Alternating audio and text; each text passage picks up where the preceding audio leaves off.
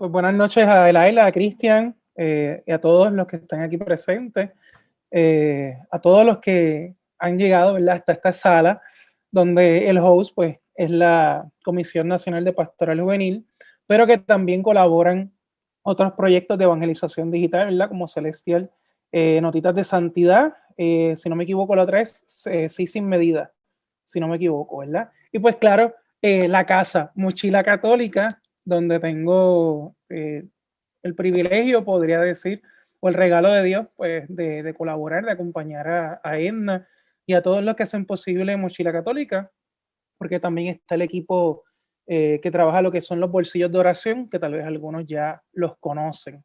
Soy Padre Javier Vega Graniela y pues para mí pues es un gusto poder estar aquí con ustedes y compartir un poco lo que el Señor ha querido poner en mi corazón.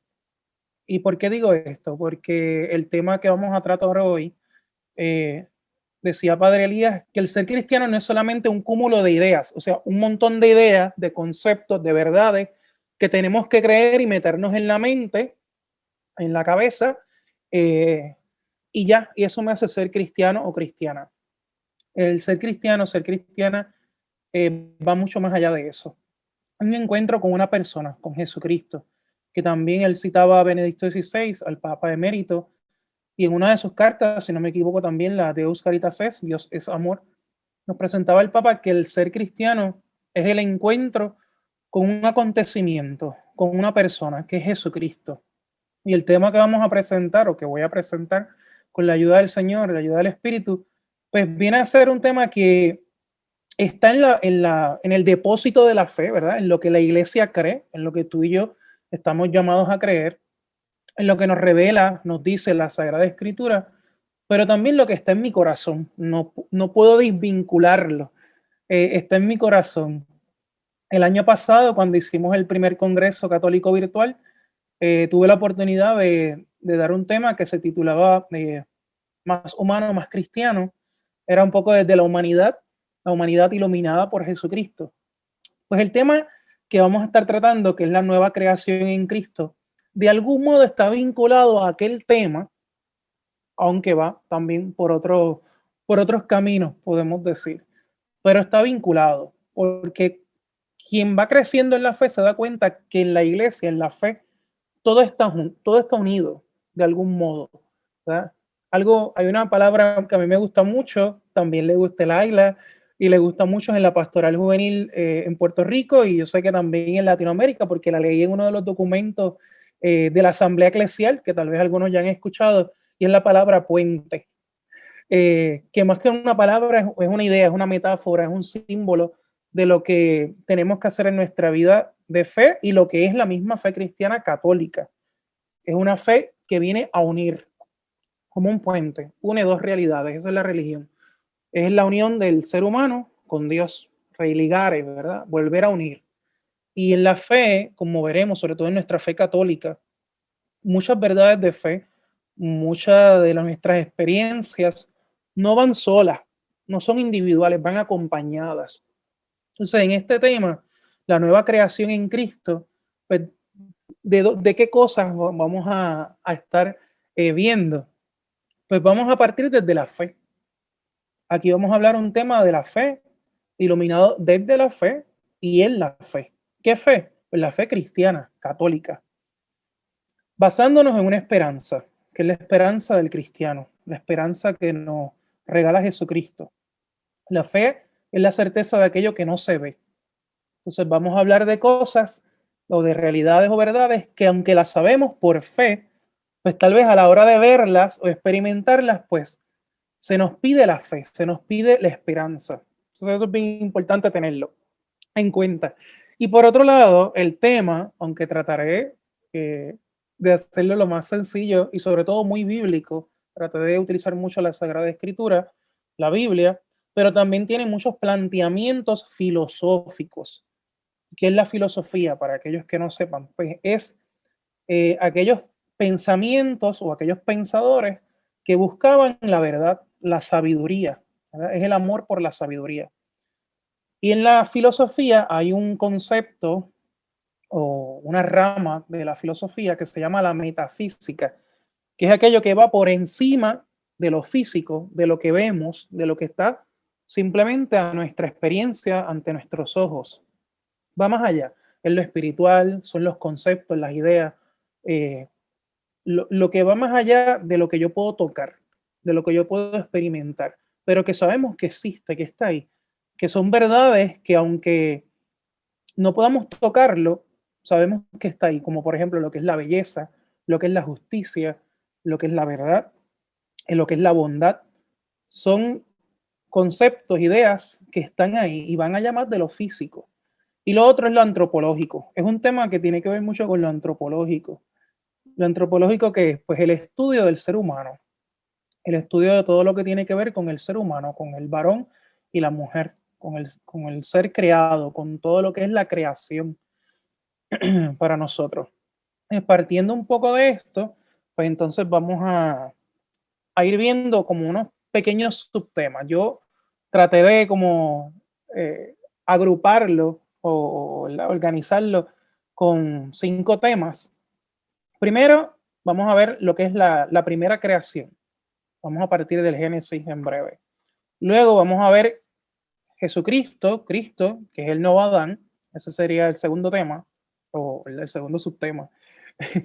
El tercero, bautismo y resurrección. Van unidos, el bautismo y la resurrección de Cristo. El cuarto, Pentecostés. Como se dan cuenta, todos los temas son muy pascuales, pero porque esto es un congreso que se hace en Pascua, para resaltar también la espiritualidad de Pascua. Y en quinto lugar, último pero no menos importante, cómo vivir, cómo tú y yo podemos vivir como nueva creación, ¿verdad? Llevarlo ya a la vida, a lo práctico, porque si no nos quedamos solamente pues en ideas o en palabras, pero tenemos que llevarlo a la vida. Así que voy a tratar de compartir pantalla. Vamos a ver si lo logro. Yo había hecho un PowerPoint, pero tuve problemas técnicos.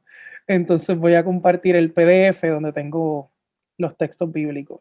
Importante, si tienen Biblia a la mano, pues la pueden con toda confianza, pueden buscar su Biblia para que apunten, para que busquen, ¿verdad? Bueno, vamos a empezar por el principio. Vamos a empezar por el principio. ¿Cuál es el principio? Pues el Génesis. Aquellos que participaron de la vigilia pascual, si pudieron, ya sea de manera presencial o de manera virtual, se habrán dado cuenta que la primera lectura es el Génesis. ¿Y por qué voy al Génesis? Pues porque si vamos a hablar de creación, y no solamente de la naturaleza, ¿verdad? Las galaxias, todo lo creado, sino también ahí está incluido el ser humano, la creación entera. Pues vamos primero a la primera creación, a lo primero que Dios hizo. Y eso, pues el Génesis nos lo relata.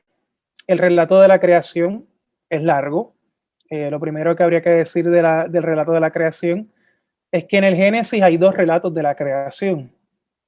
El primer capítulo nos presenta cómo Dios va creando todo día por día, es los famosos 7 días, ¿verdad? Y demás. Ya en la segunda creación que nos regala en la lectura o el libro del Génesis, que es el capítulo 2, nos los presenta un poco distinto. Nos los presenta cómo Dios crea al ser humano, al varón y a la mujer, y luego va creando cada cosa al servicio, ¿verdad? Y el ser humano tiene la llamada de custodiar la creación. En estos días fue el día del planeta Tierra, así que también va muy a la mano de todo eso. Entonces, en el Génesis descubrimos a Adán y a Eva. Eso lo conocemos desde pequeñitos. Como Adán y Eva son esta primera pareja que Dios crea. Desde un lenguaje simbólico, que no es que sea falso, sino que es simbólico, es una catequesis que nos quiere regalar el escritor del Génesis, donde se recogen muchas tradiciones judías y todas se ponen, ¿verdad?, de acuerdo para entonces regalarnos el libro del Génesis a su momento. En este segundo relato del Génesis, que es el que vamos a leer, nos presenta cómo el ser humano está creado por encima de todo para custodiar la creación y cómo el ser humano pues vivía, ¿verdad? En ese momento, cómo Dios había creado todo. Entonces dice, el capítulo 2, versículo 4 al 9, específicamente, lo tienen en la pantalla, pero también lo pueden apuntar. Dice, El día en que Dios hizo la tierra y los cielos, no había sobre la tierra arbusto alguno, ni había brotado aún ninguna planta silvestre, pues Yahvé Dios no había hecho llover todavía sobre la tierra, y tampoco había hombre que cultivara el suelo, e hiciera subir el agua para regar toda la superficie del suelo. Entonces Dios formó al hombre con polvo de la tierra. Luego sopló en su nariz un aliento de vida, y el hombre tuvo aliento y vida. Dios plantó un jardín en un lugar del oriente llamado Edén, y colocó allí al hombre que había formado. El Señor hizo brotar del suelo toda clase de árboles, agradables a la vista y buenos para comer. El árbol de la vida estaba en el jardín, como también el árbol de la ciencia del bien y del mal. El texto que nos regala Génesis para hablarnos de cómo Dios crea al ser humano, crea al hombre. Dice que lo crea del polvo de la tierra y que luego que lo crea del polvo de la tierra, ¿verdad? Como aquel alfarero que moldea el barro, sopla sobre él el aliento de vida. El aliento de vida es una palabra hebrea que se dice ruá, es el soplo de la misma vida de Dios infundido, o sea, regalado a aquel hombre creado por Dios. ¿Para qué? Para que tuviera vida en él. El catecismo de la iglesia, hay dos puntos específicamente, que es el 374 y el 375, nos dice, el primer hombre fue no solamente creado bueno, toda la primera creación, todo fue creado bueno. Bien importante. Según el primer capítulo de Génesis, cada vez que Dios creaba algo decía, y lo creó bueno, y lo creó bueno. Al final, cuando dice que creó al ser humano, dice, y lo creó muy bueno. Entonces, eso es lo primero. El hombre fue creado bueno, pero no solamente eso, sino que también fue constituido, fue hecho en amistad con su creador. O sea, era amigo de Dios. La palabra amigo es bien importante en la Sagrada Escritura, porque el amigo es aquel quien nace del corazón. En la palabra amistad, de hecho, Jesucristo va a tratar a sus apóstoles de amigos, no solamente como empresarios o colaboradores o los apóstoles, no son sus amigos, porque, ¿verdad? Porque el amigo conoce lo que hace su Señor, o sea, conoce al otro tal y como es, con sus altas y sus bajas, sus virtudes y sus defectos. Si realmente eres amigo o amiga, conoces al otro. Dice, y en armonía consigo mismo. O sea, el ser humano estaba en armonía consigo mismo y con la creación. No solamente conmigo, sino también con la creación. En torno a él, o sea, teniendo a Dios como centro. Aquella amistad y armonía eran tales que no podían ser superadas, excepto, como vamos a ver luego, por Jesucristo. Pero no es que solamente aquel Adán, aquella mujer, Eva, estaban solamente en amistad y en armonía consigo, con la creación, sino que también estaban en un estado de santidad. Estaban en un estado de santidad y de justicia, o sea, participaban de la vida de Dios, participaban de aquella vida que el Espíritu, ¿verdad? Se le había colocado, se le había derramado sobre ellos a través del soplo de Dios Padre. Eso es bien importante porque si no entendemos esto, pues no vamos a poder después entender por qué es una nueva creación, ¿verdad? Primero hay que ver la antigua. ¿Qué sigue diciendo? El Génesis, luego en el capítulo 3, nos presenta la caída. Yo no lo puse completo porque es bastante todo el capítulo, del versículo 1 al 24, pero más o menos lo sabemos, ¿verdad? Ese diálogo que hay entre la serpiente, que es también un símbolo, porque la serpiente en aquellos pueblos, en aquella época, era el símbolo del mal. De hecho, cuando vamos a la cultura egipcia, por ejemplo, pues el mal casi siempre también era en forma de serpiente. A ciertos animales se le daba una connotación o unos rasgos del mal, de lo negativo, de aquello que va con la muerte. Y en este caso, pues fue la serpiente. O sea, en este signo de la serpiente, que es el demonio, pues tiene un diálogo con Eva. Sabemos muy bien que al final, pues Eva en este diálogo termina creyéndole a la serpiente, come del fruto, se lo da a Adán y ambos caen, ¿verdad? Desobedecen a Dios que le había dicho, no coman de este árbol, ¿verdad? Porque les traerá muerte. Ellos se dejan llevar de la serpiente, terminan comiendo de aquel árbol, al final se dan cuenta que están desnudos, ¿verdad? Comienza un diálogo con ellos. ¿Y quién les dijo que estaban desnudos? ¿Y quién les hizo, verdad, hacer esto? ¿Por qué? Y comienza este diálogo. Entonces, dentro de esos versículos, que es el capítulo 3, versículo 1 al 24, hay unos versículos que fueron los que les presento en la pantalla, que es el versículo 22 al 24. Y dice, entonces Yahvé Dios dijo, ahora el hombre es como uno de nosotros en el conocimiento del bien y del mal. Que no vaya también a echar mano al árbol de la vida, porque al comer de él vivirá para siempre. En aquel jardín del Edén habían dos árboles, el árbol de la vida y el árbol de la ciencia, del bien y del mal. Adán y Eva, en este diálogo, en esta catequesis judía, comen del árbol del bien y del mal, lo que les lleva a sufrir la muerte, lo que les lleva a desobedecer el proyecto, el plan de Dios, que realmente es el pecado. No se comió del fruto o no comió del fruto, es la desobediencia, es el querer ser como Dios, engañados por el demonio. Pero en este versículo es muy hermoso porque dice que Dios, como hablando consigo mismo, como cuando uno está reflexionando, dice, ahora que el hombre es como uno de nosotros, o sea, puede distinguir el bien y el mal, pues que no vaya también a echar mano al árbol de la vida, porque al comer de él vivirá para siempre. Él sigue diciendo, y así fue como Dios lo expulsó del jardín del Edén, para que trabajara la tierra de la que había sido formado. Habiendo expulsado al hombre, puso querubines, o sea, ángeles, al oriente del jardín del Edén, y también un remolino que disparaba rayos, para guardar el camino hacia el árbol de la vida. Bien interesante porque, si se dan cuenta, Dios en este diálogo consigo mismo, que es un nosotros, que ya ahí podremos hablar incluso hasta de cómo Dios es familia, porque está el Hijo también, está el Espíritu Santo también, desde toda la eternidad. Dios son tres personas, un solo Dios.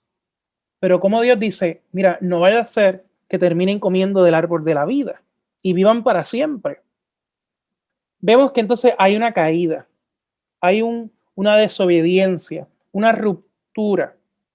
Eso que se rompe, esa desobediencia es lo que nosotros le llamamos el pecado original. Todos nosotros tal vez en catequesis escuchamos del pecado original y sabemos que el ser humano pues, a veces quiere hacer el bien y nosotros lo experimentamos y terminamos haciendo ¿qué? Pues el mal. Terminamos, como decimos en Puerto Rico, no sé si en otros lugares, me imagino que también terminamos metiendo la pata, ¿verdad? Terminamos pues haciendo lo que no queremos. Esa es la experiencia de todo ser humano. Incluso sea cristiano o no sea cristiano, sea de fe o no sea de fe, terminas viendo que a veces quiere hacer las cosas bien y termina haciéndolas mal. Esa experiencia viene desde Adán y Eva. Bien importante porque en esa ruptura se pierde entonces la santidad, se pierde la justicia, se pierde la amistad con Dios. El proyecto de Dios como que parece que se derrumba. Digo parece porque sabemos que Jesucristo va a hacer todas las cosas nuevas. Ya lo escuchábamos también un poco en la primera charla. Entonces, eso que Adán y Eva, nuestros primeros padres, rompieron, por así decirlo, o hirieron, es lo que Jesucristo va a sanar, es lo que Jesucristo va a restaurar. Y si ya de por sí vamos adelantando tal vez a la conclusión, por así decirlo, si se dan cuenta, Dios en el Génesis dice, no vaya a ser que terminen comiendo del árbol de la vida y vivan para siempre. Nosotros como cristianos creemos que la vida no acaba, sino que se transforma. O sea, aquello que se le negó a Adán y a Eva, a nosotros se nos da en plenitud, que es la nueva creación. O sea, vamos a tener vida en Dios, o sea, podemos ir al cielo cuando morimos, pero no solamente eso, sino que estamos esperando que Cristo venga para vivir con Él y vivir en Él. Entonces, terminamos viviendo para siempre. O sea, que aquello que parece que perdimos, Jesucristo entonces nos los regala. Y eso ya es una gran noticia. Es lo que nos, es la gran noticia de la Pascua. La Pascua es Cristo resucitado. Y porque Cristo ha resucitado, nos da nueva vida. Y esa nueva vida no comienza en el cielo, que es lo que a veces, ¿verdad?, tendemos a pensar. Esa nueva vida comienza aquí, Padre, pero con tantas dificultades, con enfermedades, con el mal, con las pandemias, digo algo así pues por lo de la mascarilla, con una pandemia, o sea, ¿cómo es que hay nueva vida? O sea, en medio de todo esto, pues nos lo decía Padre Monseñor Elías, o sea, es el modo de vivir de aquellos que creen en ese Cristo que ha resucitado, en ese Cristo que ha sanado lo que estaba enfermo, que ha restaurado lo que estaba roto, que ha vuelto a unir, ha hecho de puente, o sea, ha vuelto a unir el ser humano, la creación, con su Dios. Y ese puente es en la cruz. Ese puente es la cruz que viene, ¿verdad?, para que todos podamos pasar por medio de la cruz y llegar a la vida en Cristo, a la vida divina, a la vida en santidad. Lo sabemos, tantas veces le hemos dicho, ¿verdad?, que estamos llamados a la santidad. Entonces, vamos a hablar ahora entonces de Cristo Adán. No sé si ya lo habrán escuchado ya en algún otro momento, pero los padres de la iglesia, y no solamente los padres de la iglesia, la Biblia, el Nuevo Testamento, como iremos viendo, pero también los padres de la iglesia, y por si acaso algunos si no saben lo que son los padres de la iglesia. Los padres de la iglesia son estos primeros apóstoles, discípulos de los apóstoles, mejor dicho, los discípulos de los apóstoles, cristianos, obispos, sacerdotes, que tenían un contacto directo con los apóstoles, que tenían una sucesión directa con los apóstoles, que tenían conocimiento de la Sagrada Escritura, de la tradición oral, ¿verdad?, de lo que les habían enseñado los apóstoles de manera verbal. Y eso es lo que le llamamos los padres de la iglesia. Son esos obispos, sacerdotes, diáconos, cristianos, que vivieron en esos primeros siglos, donde había un contacto, podríamos decir, directo con los apóstoles, con lo que Jesús enseñó, con lo que Jesús hizo. Y esos padres de la iglesia muchas veces hablaban de Jesucristo como el nuevo Adán. ¿Y por qué Jesucristo como el nuevo Adán? Pues por lo que yo decía, si aquel hombre, que lo va a decir San Pablo también, que son las citas bíblicas que tienen en la pantalla, si aquel primer hombre, Adán, pecó, desobedeció, Cristo va a hacer lo contrario. Jesucristo, por medio de su encarnación, ¿verdad?, que es lo que celebramos en Navidad, Dios que se hace hombre, la segunda persona de la Trinidad, el Hijo, toma nuestra naturaleza, se hace hombre, verdaderamente se hace hombre. Y porque se hace hombre, se hace humano, y con su sexo biológico que es hombre, se hace uno con nosotros, ¿verdad?, siendo una persona divina. Eso es cristología y, ¿verdad?, es el fundamento también de nuestra fe cristiana. Pero Jesucristo, al hacerse hombre, podemos decir que se hace Adán, pero un nuevo Adán. La palabra Adán, de hecho, cuando uno lo busca en la Biblia, en el hebreo, que es el idioma que se escribió el Génesis y sobre todo la mayoría de los libros del Antiguo Testamento, más que un nombre, es un concepto, porque Adán significa humanidad. Entonces, Adán no es solamente un hombre, es la primera humanidad. Es la primera humanidad que se separa de Dios. Y como en Cristo esta nueva humanidad, como vamos a ver, se une a Dios, ¿verdad? Se arregla, se vuelve a unir aquello que se había separado. San Pablo, que ahorita Monseñor Elías también nos presentaba de Pablo, o sea, casi yo me atrevería a decir un resumen de la vida de Pablo, porque nos presenta cómo Pablo tiene un encuentro personal, una conversión de vida en Jesucristo. Y Pablo, que conocía muy bien la Sagrada Escritura, o sea, conocía la Torá, que eran los primeros 5 libros del Antiguo Testamento, el Génesis, el Éxodo, el Deuteronomio, que conocía bien la ley de Moisés, la ley mosaica, pues sabe y entendía cómo entonces en Jesucristo todo se había hecho nuevo. Y por eso es capaz de decir en la segunda carta a los Corintios, capítulo 5, versículo 17, que es el lema de este congreso: lo antiguo ha pasado, lo nuevo ha llegado. Porque Pablo entendió lo que había hecho Jesucristo, ¿verdad? Iluminado por el Espíritu Santo. Sin el Espíritu Santo no podemos hacer nada, ¿verdad? Pero iluminado por el Espíritu Santo, Pablo entendió. Por eso entonces en Romanos, eh, el capítulo 5, versículo del 12 al 21, nos habla de esta realidad, que solamente yo aquí en la pantalla les pongo el versículo 12 al 15. Dice, pues bien, un solo hombre hizo entrar el pecado en el mundo, y por el pecado la muerte. Después la muerte se propagó a todos los hombres, ya que todos pecaban. No había ley todavía, pero el pecado ya estaba en el mundo. Mientras no había ley, la ley de Moisés, no se podía inculpar al pecador, no se podía culpar. Pero no obstante, el pecado estaba en el mundo. Por eso, desde Adán hasta Moisés, la muerte tuvo poder. O sea, la muerte tuvo poder, incluso sobre aquellos que no desobedecían abiertamente, como en el caso de Adán, siendo todo esto figura del que estaba viniendo. O sea, lo que Pablo está diciendo, todo esto que pasó era como un presagio, como una premonición, como una figura, como un anuncio de lo nuevo, de lo que iba a venir.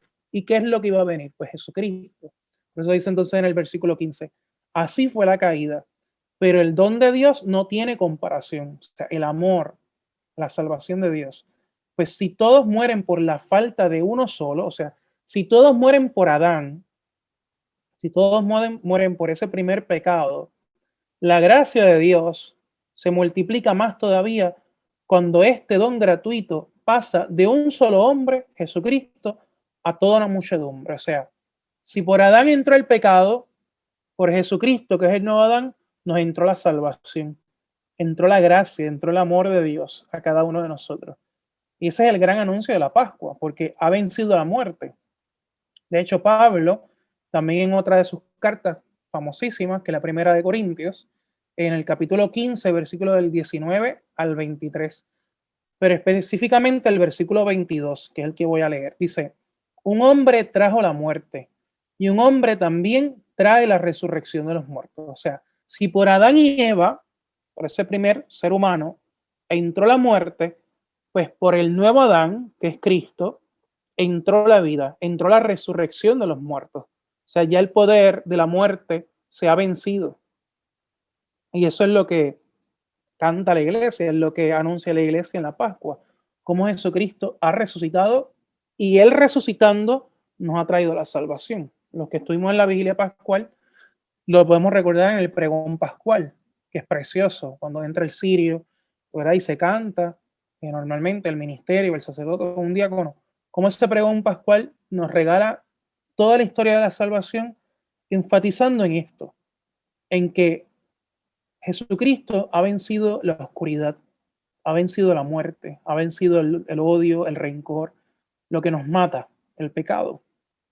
Entonces ha reinado la vida, el amor, la paz, ha reinado la alegría, ¿verdad? Por eso esa frase célebre del Papa Francisco, la alegría renace, ¿verdad?, en Jesucristo.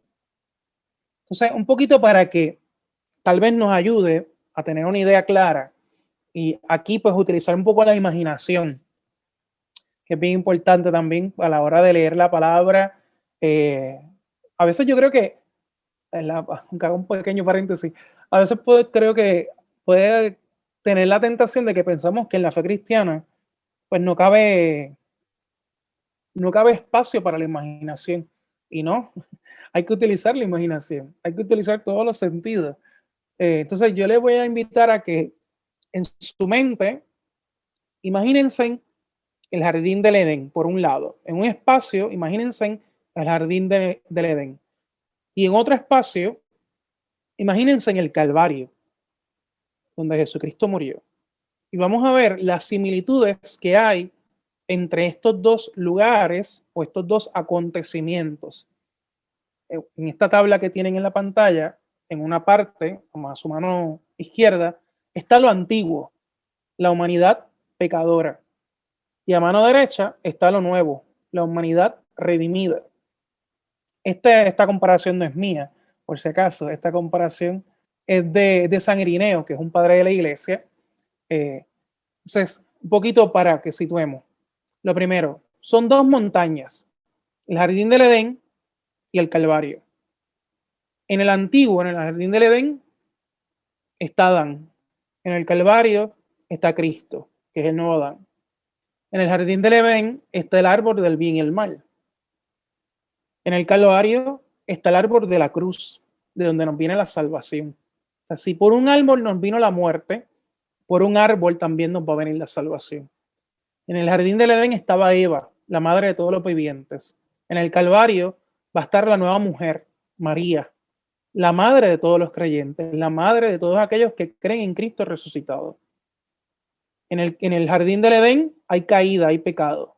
En el Calvario, en aquel jardín también podríamos decir, hay gracia. La humanidad se levanta en Jesús. Si en un lugar, si en el jardín del Edén, Adán y Eva atan, ¿verdad?, a la humanidad, nos atan. En el Calvario nos desatan. O sea, si en una se cierra el paraíso, que es el jardín del Edén, en el Calvario se nos abren las puertas del cielo por medio de la cruz, por medio de la salvación. Entonces, San Irineo, que es un padre del siglo II, muere más o menos para el año 202, nos vemos como esta comparación, lo antiguo y lo nuevo. O sea, eso es bien importante porque ahí vemos entonces las similitudes y en qué momento, aunque es un todo, ¿verdad? Porque también está unida a la resurrección, también está unida a los milagros de Jesús. Pero ahí vemos de manera clara cómo está lo antiguo y está lo nuevo, pero todo a la misma vez unido. Unido porque todo es historia de salvación. Entonces, de ahí podríamos decir, ¿y cómo todo eso tiene que ver con nosotros? ¿Cómo todo eso impacta nuestra vida? ¿Cómo tú y yo llegamos a participar de todo eso, de esa nueva creación?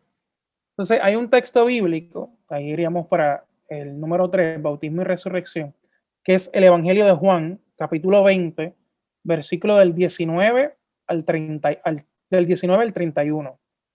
Este evangelio es el evangelio del segundo domingo de Pascua, que es el domingo que normalmente decimos también domingo de la Divina Misericordia. Y este evangelio es un evangelio precioso. Yo no lo voy a meditar completo aquí porque no me da el tiempo, ya me están escribiendo por ahí y hay que, ¿verdad? Tengo que terminar, ¿verdad? Llegar a los demás. Pero en este evangelio, que los invito a leerlo con calma, lo primero es que se da en domingo. No lo voy a leer completo, ¿verdad? Pero es el primer día después del sábado, o sea, el domingo. Los discípulos están reunidos. Jesucristo se aparece, les regala la paz, le dice la paz esté con ustedes, le muestra las manos y el costado, como ahorita nos decía también Monseñor Elías en la charla de apertura, y le regala la paz. Pero hay un gesto bien importante de Jesús, que a veces podemos pasar desapercibido, como que no nos damos cuenta de eso que Jesús está haciendo. Y es en el versículo 22. Dice que luego que Jesús le da la paz y les dice, como el Padre me envió a mí, así los envío también a ustedes. Les dice, dicho esto, sopló sobre ellos y les dijo, reciban el Espíritu Santo. A quienes descarguen, ¿verdad?, perdonen sus pecados, serán liberados. Y a quienes se los retengan, les serán retenidos. Ese versículo 22 nos dice cómo Jesús sopla sobre los apóstoles, sopla sobre aquella comunidad que está reunida. Ese soplo es bien importante, porque si recordamos, había un soplo que vimos hace poco, y fue el soplo en el Génesis. Dios, cuando creó al hombre, dice que lo creó del polvo de la tierra y sopló, ¿verdad? Sopló sobre él el aliento de vida. Aquí Jesucristo está soplando. En este momento, que no es un solo momento, son muchos momentos. Por eso decía ahorita al principio que en la vida de fe hay muchos momentos, pero este es uno de los momentos donde bíblicamente se nos enseña cómo Jesucristo está haciendo la nueva creación. O sea, ya Cristo murió en la cruz, el nuevo Adán, donde Cristo entregó una madre, que es la nueva Eva, donde Cristo abrió las puertas del paraíso, por eso aquel ladrón puede entrar ahora en el cielo, donde Cristo bajó al infierno para rescatar a todas aquellas almas que estaban salvadas, pero no podían entrar al paraíso. Entonces ahora Cristo le sopla su espíritu a la iglesia. O sea, que lo que está diciendo el evangelista, que en este caso es Juan, el apóstol Juan, nos está diciendo, Jesucristo ha hecho una nueva creación y se manifiesta en ese soplo y en muchos otros momentos que podemos ir viendo. O sea, la iglesia está congregada, estaban reunidos, Jesucristo les da la paz, Jesucristo les hace experimentar alegría, los envía al mundo, pero los envía con el soplo del Espíritu. O sea, es una nueva creación en Jesucristo. O sea, eso es muy, muy importante, porque ahí es que está, podríamos decir, hay muchos otros textos bíblicos, pero ahí podemos encontrar cómo entonces Jesucristo hace una nueva creación. ¿Cómo tú y yo comenzamos a ser parte de esa nueva creación? Pues por el bautismo. El tiempo de Pascua es un tiempo para renovar el bautismo, porque tú y yo fuimos bautizados cuando pequeños, posiblemente, vamos, algunos aquí fueron bautizados ya de grandes. El tiempo de Pascua es ese tiempo que la iglesia nos da, que Jesucristo nos da, para volver a decirle sí a Dios, para volver a decir sí creo. Por eso se nos pregunta, ¿creen en el Espíritu Santo? ¿Verdad? Y sí creo, sí creo. Y el bautismo es lo que nos ha hecho participar de esa nueva vida en Jesucristo. Pablo, de nuevo traemos a Pablo, lo experimentó de manera plena, lo vivió en su propia carne. Y hay varios textos que los tienen ahí en pantalla, Romanos capítulo 6, versículo del 3 al 5, Gálatas capítulo 3, versículo del 26 al 29, Colosenses capítulo 2, versículo 12, y el Evangelio de Juan capítulo 3, versículo 5. Ese es el diálogo de Jesús con Nicodemo, que le dice, hay que nacer de nuevo, y hay que nacer del agua y del espíritu. Pero Pablo, que es el que voy a leer, que es el texto de Romanos, nos dice, no saben que todos nosotros, o sea, tú y yo, al ser bautizados en Cristo Jesús, hemos sido sumergidos en su muerte. Por este bautismo, en su muerte, fuimos sepultados con Cristo. Y así como Cristo fue resucitado de entre los muertos por la gloria del Padre, así también nosotros empezamos una vida nueva. Si la comunión en su muerte nos injertó, o sea, nos metió en él, también compartiremos su resurrección. ¿Qué nos está diciendo Pablo? O sea, el día de nuestro bautismo, nosotros éramos vieja criatura, éramos lo viejo. ¿Sabes que claro, como yo siempre acá también en mi parroquia digo, los ven chiquitos, nenes, bebecitos, los ponen bien bonitos y saben, el angelito, que de angelitos no tienen nada, pero bueno, o sea, el angelito es tan bonito cuando son chiquitos. Deja que crezca un poquito más, que te va a destrozar la casa, pero bueno. eh, y como que podemos perder de perspectiva, o sea, la idea, la realidad de que hay un pecado,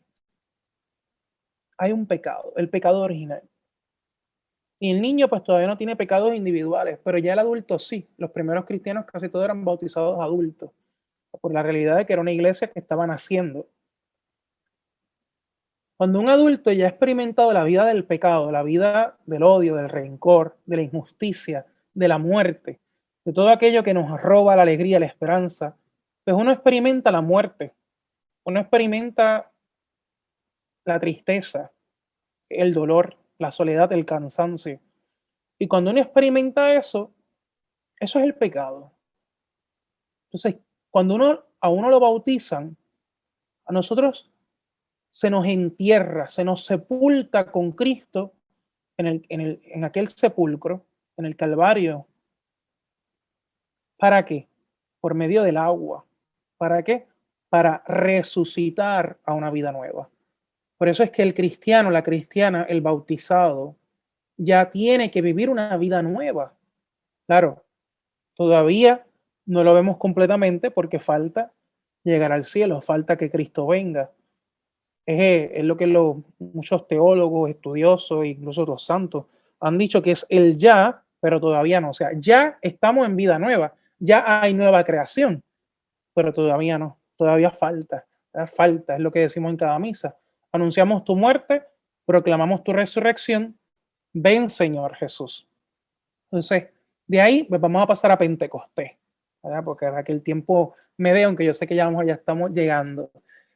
Pasamos a Pentecostés. Pentecostés, vamos camino a Pentecostés, porque la Pascua llega hasta Pentecostés. Pentecostés es el acontecimiento donde la iglesia, ese pueblo nuevo, esa nueva creación, va también a experimentar cómo en Jesús todo se ha hecho nuevo.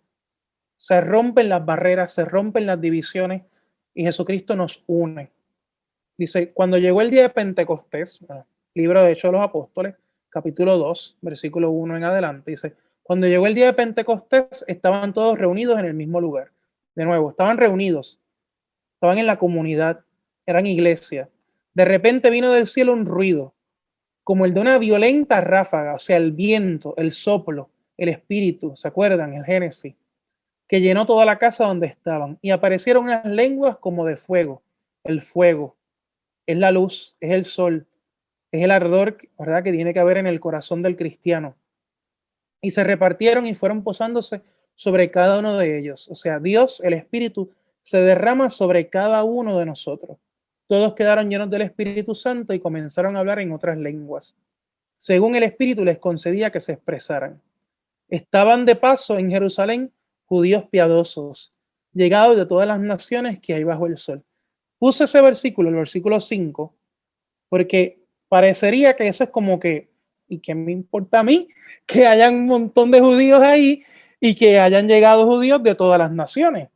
Pero es que es bien importante, porque en Pentecostés, esa nueva creación, esa acción del Espíritu Santo, esa salvación, Dios le recuerda a la iglesia, nos dice a nosotros, es una salvación para todas las naciones. Todas las naciones estamos llamados a vivir como nuevos, ¿verdad? Nueva creación, una nueva humanidad. O sea, el Pentecostés para nosotros, ojalá que este año cuando lo podamos vivir, ojalá que sea de manera presencial, ¿verdad? Con esto de la pandemia, pues que sea realmente un momento para nosotros renovar nuestra fe, para nosotros pedirle a Dios que nos ayude a vivir como nuevas criaturas, como hijos de Dios, como hijas de Dios. Y ya para terminar, ¿cómo vivir como nueva creación? O sea, si Jesucristo, y yo lo creo, que soy una nueva creación, que soy hijo de Dios, que soy hija de Dios, ¿cómo voy a vivir? ¿Cómo voy a vivir esa nueva creación? Pues hay un documento de la Iglesia, del Concilio Vaticano II, que se llama Lumen Gentium, que es sobre la Iglesia en el mundo actual, y en el numeral 7 nos dice, el Hijo de Dios en la naturaleza humana, unida así, o sea, en Jesucristo, toda la humanidad se ha unido, porque Él ha tomado nuestra humanidad, nuestra naturaleza humana. Redimió al hombre, o sea, redimió al ser humano, lo salvó, venciendo la muerte con su propia muerte y resurrección, y lo transformó en una nueva criatura. Y a sus hermanos, o sea, a nosotros, porque somos hermanos de Jesucristo, hermanos de Jesucristo, dice, congregados de entre todos los pueblos, todas las naciones, los constituyó místicamente. ¿Qué es eso de místicamente? Pues espiritual en su cuerpo, comunicándoles su espíritu, ¿verdad? Les regala su espíritu. En ese cuerpo, que es la iglesia, la vida de Cristo se comunica, o sea, se regala a los creyentes, quienes están unidos entre cada uno de nosotros a Cristo, paciente y glorioso por los sacramentos, ¿verdad? De un modo real, arcano. Arcano es misterioso, simbólico, pero real. Entonces, ¿cómo vivir como nueva creación? Vida en el Espíritu es vivir en el Espíritu. Es lo que San Pablo dice. ¿Y cómo vivir en el Espíritu? ¿Cómo vivir como nueva creación? ¿Cómo vivir como hijo de Dios? ¿Cómo vivir como hija de Dios? Palabra de Dios. Si en mi mente, si en mi corazón no hay palabra de Dios, no hay lectura de la Sagrada Escritura, no hay oración con la Sagrada Escritura, es como que Dios, o sea, es como que te regalen perdónenme la comparación, una gran computadora. O sea, de que te regalen una Mac o te regalan o una Microsoft, la que tú quieras, la marca que sea. Y tú, pues claro, usas lo básico porque nunca leíste el libro de instrucciones, pues porque nunca buscaste el PDF que te dio la compañía para conocer todas las opciones que tiene la computadora. Entonces lo estás usando, pero lo estás usando en lo mínimo. Nosotros los cristianos a veces somos así. Vivimos en lo mínimo. Sí, Adán y Eva, ajá. ¿Y qué más? Pues porque no leemos el libro de instrucciones, o sea, no leemos la Sagrada Escritura, no leemos la palabra de Dios y hay que leerla, hay que leerla. Segundo, la Eucaristía. O sea, la Eucaristía es el día donde yo me encuentro con la comunidad, que es tan importante, porque la comunidad me anima, la comunidad, que a veces también pues es difícil, pero me anima, porque son aquellos que con sus cruces, con sus problemas, están viviendo la fe, están perseverando. La Eucaristía, escucho la palabra, la Eucaristía me lleva a orar y sobre todo la Eucaristía es el cuerpo, la sangre, el alma y la divinidad de Jesucristo, del resucitado, que quiere darme vida nueva y por eso quiere entrar a mí. Quiere que yo me lo coma, que yo entre a ser uno con Él, una con Él. Eso es vida nueva. Sin Eucaristía es difícil tener vida nueva. Y la confesión, porque somos débiles, caemos, nos equivocamos, pero siempre el Señor está dispuesto a levantarnos, porque para eso nos ha hecho nuevas criaturas. Entonces, la confesión es ese momento, ese sacramento de amor, de misericordia, que no hay que tener miedo, sino al contrario, mucha confianza, porque Jesucristo siempre está ahí para perdonarnos y para hacernos nuevas criaturas, una nueva creación en Él. Amén.